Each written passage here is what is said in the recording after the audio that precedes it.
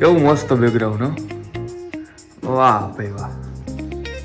Load limit બહાર છે ને ખર્ચા વયા જાય છે. ફેશન વાળી હોય તો પછી બહુ ફેશન વાળી જોવી નહીં આવે તો અહીં આવીને શીખી જાય.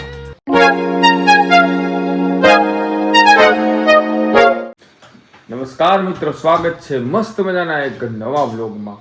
ખરીદી કરી છે, નવું વસ્તુ લેવું છે, સ્પ્રે લેવું છે. સ્પ્રે જોઈએ આપણે બધી વાતે તો દેખાડું. મસ્ત મજાના સ્પ્રે લીધા, મસ્ત મજાનો, કઈ ઘટે નહીં એવા. જો 4 સ્પ્રે છે અલગ અલગ. એને બારે છે ને વરસાદનું વાતાવરણ છે. અત્યારે જસ્ટ સૂર્ય નીકળ્યો મિત્રો. જો અત્યારે સૂર્ય નીકળ્યો છે હજી, બાકી વરસાદનું વાતાવરણ છે આખે આખું. એને આમ જો ક્લિયર દેખાય સૂર્ય. વાહ ભાઈ વાહ, કેવું મસ્ત બેકગ્રાઉન્ડ હો. વાહ ભાઈ વાહ, કમ્પ્લીટ દેખાય છે મિત્રો. અત્યારે જો આજુબાજુમાં વરસાદનું વાતાવરણ ને સૂર્ય દેખાય. જો કેવો મસ્ત દેખાય.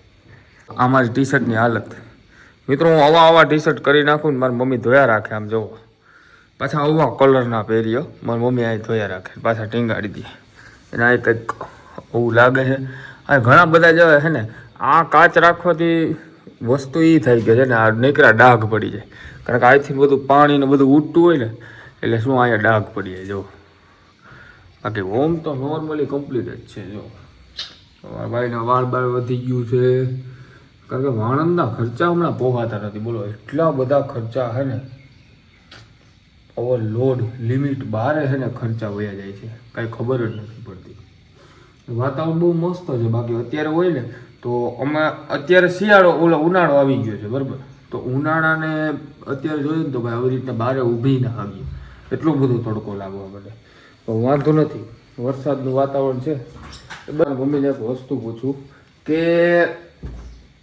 એના જીવનમાં શું એક વસ્તુ મેળવી છે અત્યાર સુધીમાં બરાબર, કે એને શું કરવું છે એવું. કે ભાઈ હરેક માણસના જીવનમાં ગોલ હોય ને કે મારે આ ગોલ લગીને પહોંચવું છે. તો હવે મારા પપ્પા તો છે નહીં, એટલે મેઇન ગોલ જેની પાસે આશા હતી એ માણસ છે નહીં. એટલે હવે એના દીકરા છે, તો હવે એના દીકરાને આપણે આજે શેર કરશે. મમ્મી એને કહેશે, મમ્મી તારા જીવનમાં સાચું બોલજે, શું વસ્તુ તારે જોતી છે? મારે બાયું જોઈએ બે. બીજું હાલી આવી ગયું, પછી બાયું આવી ગયું, હા તો બધું આવી ગયું. કાંઈ આપણે એસી એક ફિટ કરી દીધું હતું બરાબર. હવે ચોકડીમાં જ બધું કરવું જોઈએ. મને એવું લાગે ચોકડીમાં જ ઘર બનાવી લે. અહીંયા હે ને 2 પિલર મૂકી દઉં હરખા બરાબર. જે આ ચોકડીનું અહીં બનાવ્યું, અહીંયા 2 હરખા પિલર મૂકી દઉં, એને ઊભું સ્ટેન્ડ બની નાખો. એટલે મારી મમ્મી છે ને અહીંથી જો ધોકા વાયરા રાખે, એને કપડાં ધોઈ નાખે. એટલે આમ ઊંચો પટ લઈ લઈ હું ઊંચો, એટલે અહીં ધોવાઈ જાય કપડાં. પાણી અહીંથી ત્યાંથી તો નળી આવી જાય એટલે ડાયરેક્ટ ધોવાઈ જાય. ફેશનેબલ છે બહુ.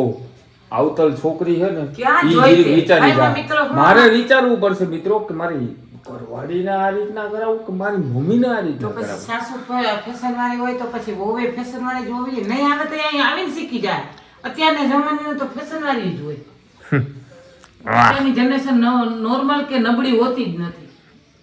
ઓહો હો, ફેશન વાળી છે 45-50 વર્ષની થઈ તો પછી અત્યારની 20 વર્ષની આવે કોઈ સાદી થોડી હોય કોઈ. વાહ, ઈ વાત સાચી. કારણ કે અત્યારે ભાઈ કોઈ નબળી જિંદગી તો જીવી જ નથી.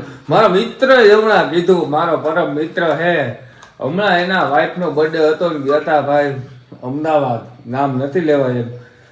ભાઈ કે 18-16-17 હજાર રૂપિયાનો ખર્ચો થઈ ગયો 8 કલાકમાં. 8 કલાકમાં તો એવું બધું હું ખરીદું. ઈ તો કહું મમ્મી આ માગે હું મમ્મી. તો તને ઈ જ વાત છે, 18,000 નો એટલો ખર્ચો કરતા આપણે વોશિંગ મશીન આવી જાય એટલો. ઈ તો કહું ધન્યવાદ છે ભાઈ, સેલ્યુટ.